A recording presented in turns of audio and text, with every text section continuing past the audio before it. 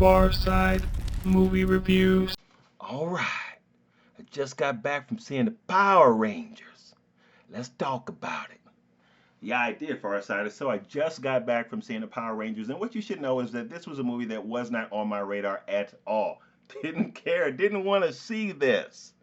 But a friend of mine, Chris from 3T Media, gave a review, and I was like, I'm intrigued. So it was enough for me to go see it. Now, I will say that I did have a free ticket from the iPick Rose. Let me tell you about my free ticket story. So I went to go see another movie, and I waited for my food almost 30 to 40 minutes. But I didn't complain because I'm not a complainer. But when the waitress came, she said, "Oh, I'm so sorry, the kitchen's backed up." I understand that.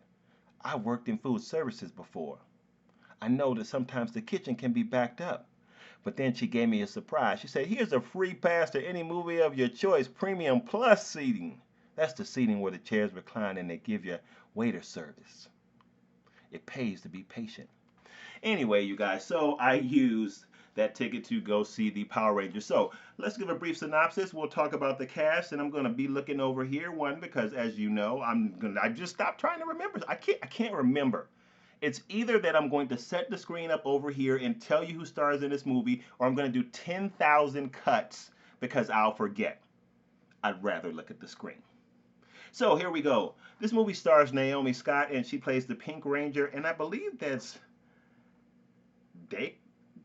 Dakar? Deckery. I don't know. Deckery Montgomery. Somebody correct me. He plays the Red Ranger. Elizabeth Banks plays Rita Repulsa. Ludi Lynn plays the Black Ranger. Becky G plays the Yellow Ranger, and R.J. Seiler plays the Blue Ranger. Bryan Cranston plays Zordon, and Bill Hader voices the little robot guy. I don't really know what his name is. Somebody put his name in the comments for me, for all of you guys who are Power Rangers aficionados. And the setup and the structure of this story is pretty much the same, but with a pretty big or good surprise, I would say. But the structure is that the Power Rangers are needed to defend this town against the threat that Rita Repulsa brings against it, and that is a general enough synopsis without spoiling anything for you. Let me tell you, I was surprised because this film really is a character story. Now, if you heard any of the interviews about this film, you heard them kind of say that they do kind of delve into the backstory of the characters, and they do a good job of it. Now, what was surprising for me in this film was how well they were able to walk the line of, I felt anyway, being a film that very much services and respects the Power Ranger fan base. And you guys know how I am, or maybe you don't, about stuff like that. Whenever you have a film like World of Warcraft, which I loved, by the way, or what's that other movie that Michael Fassbender was in that everybody hated based on the video game? It's slipping my mind right now. Um, Assassin's Creed, which I hated, or any movie like that that has a built-in fan base. You have to pay respect to the fan base. You cannot make a movie and just be like, forget the fan base, we're just going to do what we want to do. Because normally that doesn't go over well when you think about that.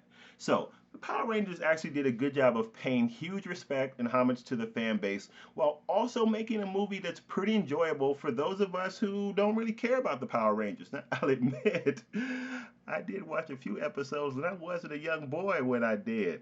I'm not ashamed to admit that.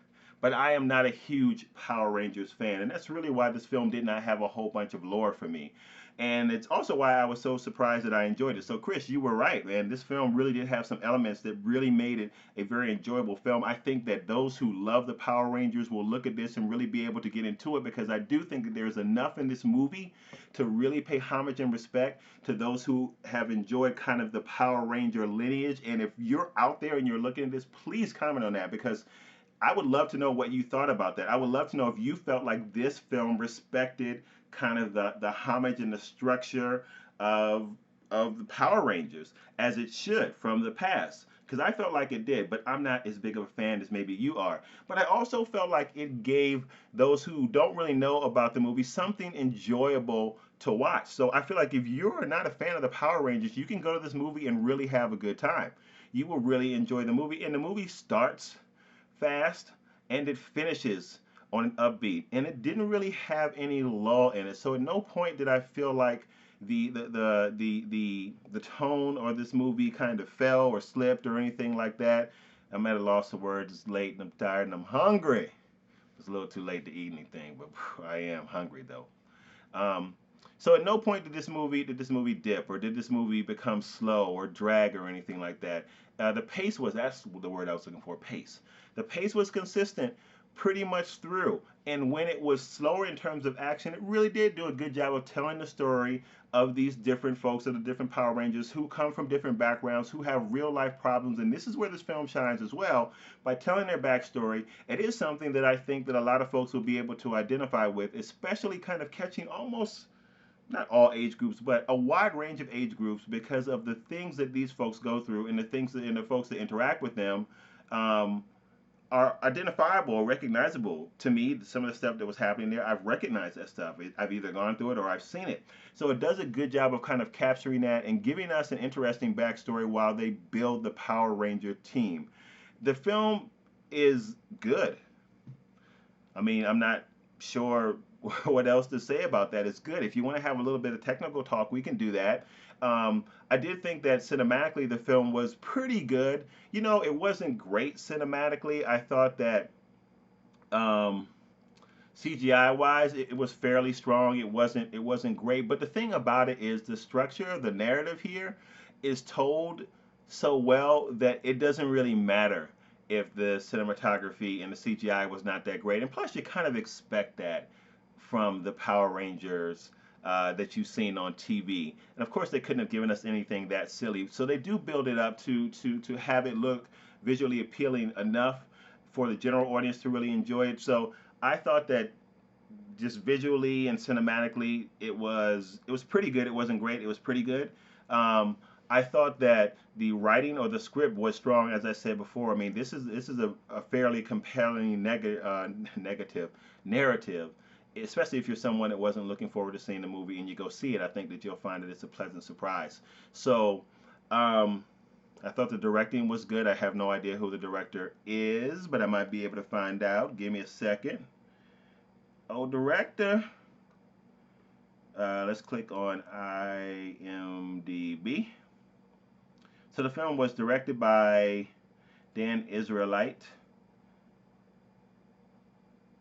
And who wrote this? So there's a couple of screenwriters for this. John Gatnis, Matt Sazama, I don't know who that is, and then there's some other credits as well for screenwriters. So there you go. You guys have a little bit of the details of this. But I will tell you that this is an enjoyable film, one that I think that's definitely worth checking out. I would love to get your feedback, especially if you go check this out and you weren't planning to. Let me tell you, this is one where you probably want to spend your dollars and go ahead and check this out in the theaters. Guys, thank you so much for taking the time out to watch this review. If you liked it, please give it a thumbs up. If you hated it, which is fine, and go ahead and give it a thumbs down. I always ask though, if you give it a thumbs down, please make sure that you comment and tell me why. Just say, oh God, you're horrible.